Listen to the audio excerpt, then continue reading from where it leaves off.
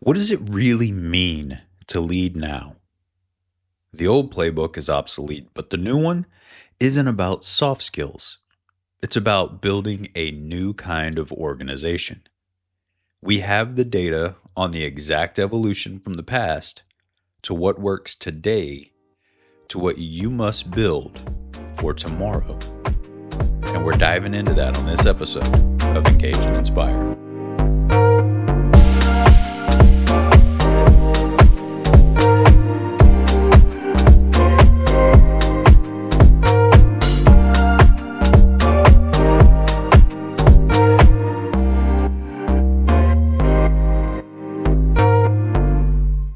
Hello and welcome to Engage and Inspire. I am your host, Scott Liles.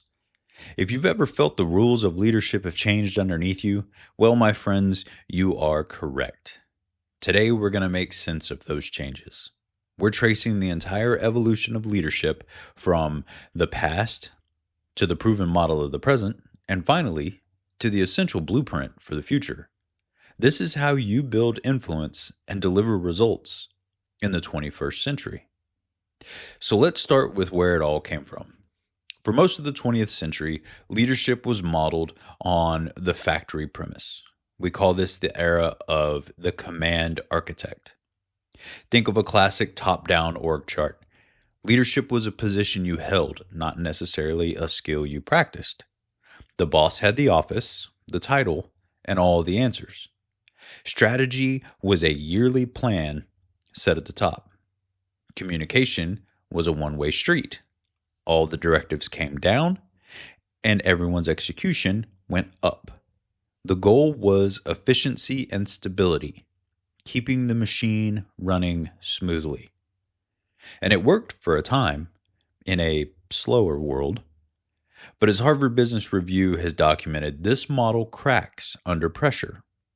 When change hits, the hierarchy becomes a bottleneck. Decisions get stuck at the top, innovation is stifled, and the organization can't pivot.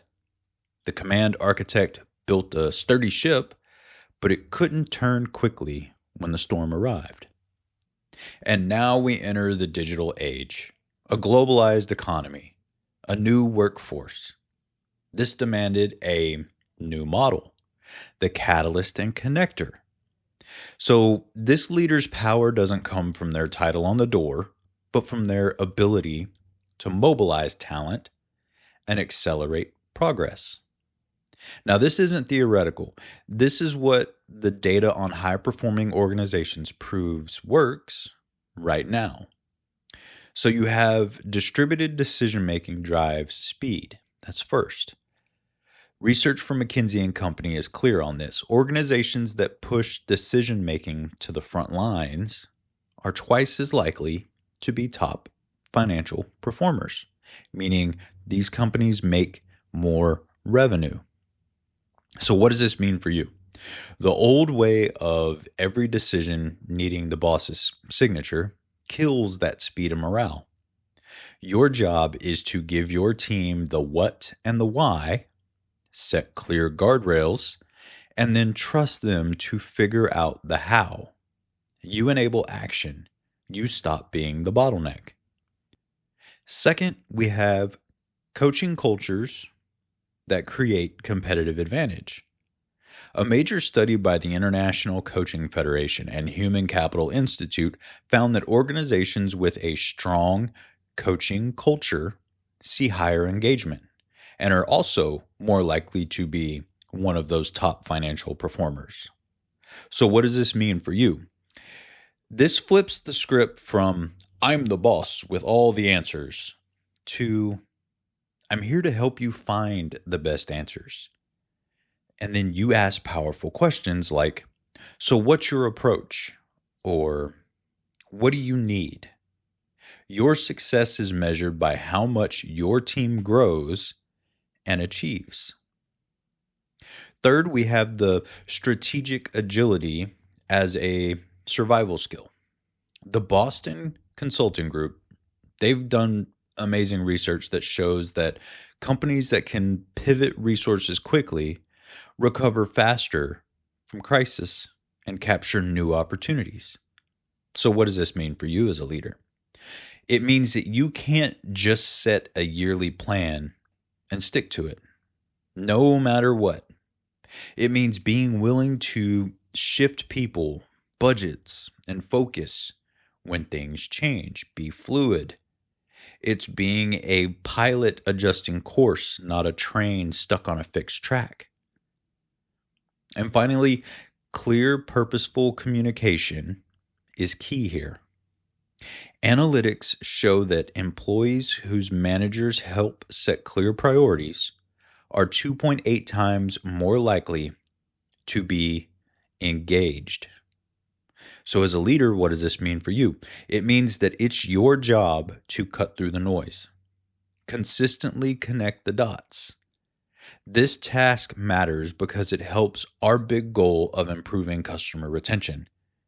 You're the narrator explaining how their work fits into the story of the company's success. This is the present day toolkit. You delegate decisions, coach your people, stay agile, and provide relentless clarity.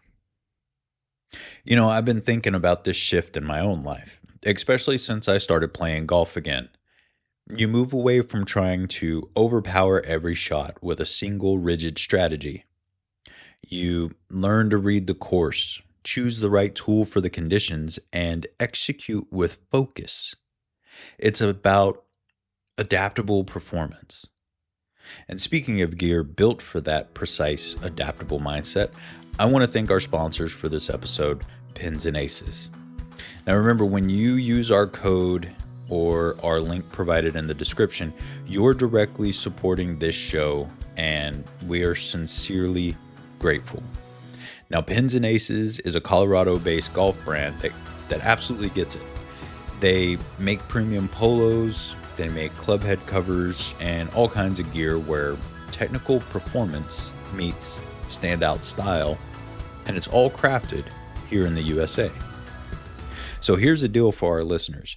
You can get an exclusive 21% off your order when you use my promo code HELM, that's HELM, at checkout on pins, PINS, and aces.com.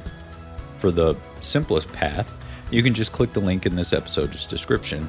And remember, use that product code HELM, HELM, at checkout for your discount. All right, now let's get back into it. If we want to define 21st century leadership, we have to look ahead. The next evolution is already emerging. The future belongs to the systems architect. Now, this is a leader whose core task is to design and orchestrate the entire ecosystem in which their team operates. So, drawing on foresight from MIT's Sloan Management Review and the World Economic Forum, here's what that means. Number one, orchestrating human AI teaming. The future leader will design workflows for seamless collaboration between people and artificial intelligence. So what does this mean for you? It means that you'll become a workflow designer. You figure out what humans do best, which is the creativity and judgment side, and what AI does best, which is data crunching and doing things at lightning speed.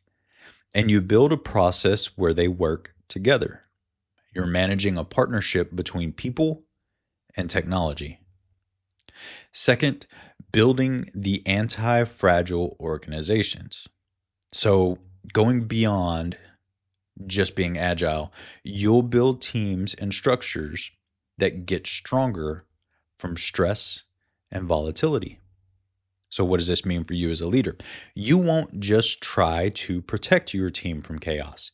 You'll build a team that learns and improves from it.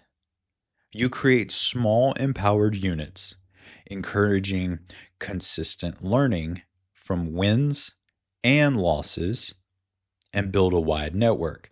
You're building an organization that can take a punch and come back stronger. Third, Mastering stakeholder integration. The game is expanding here, people. Future leaders will be measured on balancing the needs of employees, customers, communities, and the environment, all while running a healthy business. As a leader, your scorecard is getting bigger. Is this decision good for our people? Is it good for our customers? Is it sustainable for the planet? You have to integrate all these pieces into one coherent strategy. It's the ultimate balancing act. So let's visualize the full evolution here.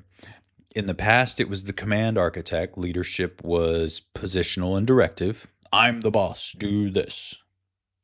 Present, the catalyst and connector. Leadership is relational and empowering.